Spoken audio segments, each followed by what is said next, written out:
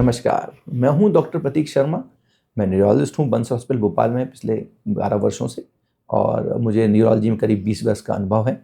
आज आप लोगों के साथ मैं कुछ जानकारी साझा करना चाहूँगा लकवे के बारे में, स्ट्रोक के बारे में, पैरालिसिस के बारे में, पक्षाघात के बारे में, जो एक ही बात के कई नाम हैं। अगर हमको स्ट्रोक ऐसी अवस्था है या ऐसी बीमारी है जिसमें शरीर का कोई अंग काम करना बंद कर देता है, वो हाथ हो सकता है, वो पैर हो सकता है, पूरा आधा शरीर हो सकता है। आमतौर पे ऐसा माना जाता है कि अगर ये आधा शरीर काम नहीं कर रहा तभी व्यक्ति को लकवा है, ऐसा नहीं है। हो सकता है सिर्फ आपके हाथ की मुट्ठी ना बन रही हो, आप रखने में दिक्कत कर रहे हो तो भी वो लकवा हो सकता है या स्ट्रोक हो सकता है। तो अगर आप स्ट्रोक की जैसे हमने जानकारी दी कि एक तरह की वो अवस्था है जब ब्रेन के कुछ हिस्से को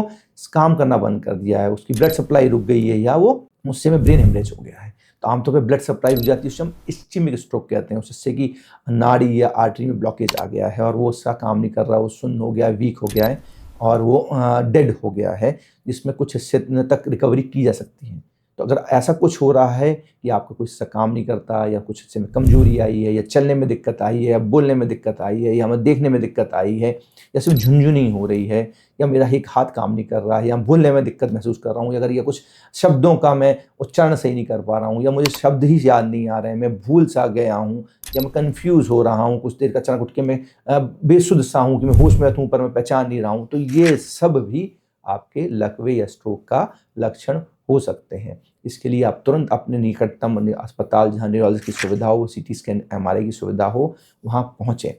तो अब स्ट्रोक के लिए हम जैसे बात करें कि ये 2 प्रकार का होता है। जैसे कि उन्होंने कहा कि इस्चेमिक स्ट्रोक, ब्रेन की ब्लड सप्लाई रुक गई है, जिसका कुछ 4.5 घंटे के अंदर तुरंत प्रभाव से या 6 घंटे तक अंदर भी कुछ ऐसा ट्रीटमेंट किया जा सकता है जिससे व्यक्ति की रिकवरी का काफ़ी कम समय कर सकते हैं, उसकी रिकवरी के चांसेस बढ़ा सकते हैं और डैमेज या डेफिसिट को हम काफ़ी कुछ कम कर सकते हैं। तो अगर आपके नियर किसी निकटतम संबंधी को अचानक से बोलने चलने में दिक्कत आ रही हो, उसको आशंका है कि उसको स्ट्रोक हो सकता है, तो अपने आसपास के सेंटर जहाँ सीटी स्कैन, एमआरआई और न्यूरोलॉजी की व्यवस्था हो, जहाँ पर ऐसे डॉक्टर हों जो इस बारे में पारंगत हों, वहाँ विजिट करें। उसके लिए एक दवाई जिसे हम कहते हैं थ्रोम्बोलिसिस, जो 4.5 घंटे के अंदर दी जा सकती है, जिससे रिकवरी का समय ऑलमोस्ट 1/3 कम किया जा सकता है। वैसे थैलेमेक्टोमी जो एक तरह का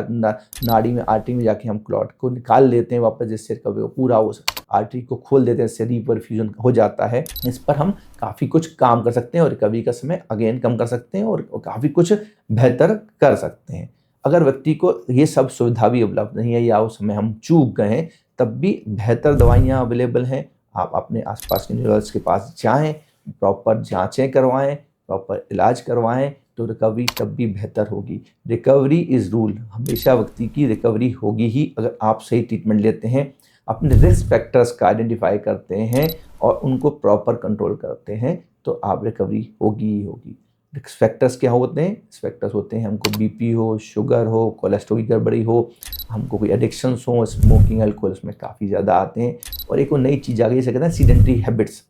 तो ये सब अगर हैं तो आप इन चीज़ों को जानें, इनका प्रॉपर कंट्रोल करें और उनका समुचित इलाज लें, तो आगे का अटैक भी कम कर सकते हैं और रिकवरी का समय को भी बेहतर कर सकते हैं। तो रिस्क फैक्टर मॉडिफिकेशन और दवाइयों का समय समय पर लेते रहना, डॉक्टर से समय समय पर मिलते रहना, आपकी रिकवरी के समय को कम कर देगा, आपको नॉर्मल बेहतर लाइफ जीने में मदद करेगा और हो सकता है आपको पूरी तरह से ठीक हो सकें। अगर आपको या कुछ ऐसा कुछ होता है तो अपने आसपास के हॉस्पिटल में या हमसे कांटेक्ट करें और कुछ भी और जानकारी चाहिए हो तो हमारे कमेंट में करें, हम जवाब ज़रूर देंगे। और इस चैनल को ज़रूर सब्सक्राइब करें और शेयर करें इस वीडियो को।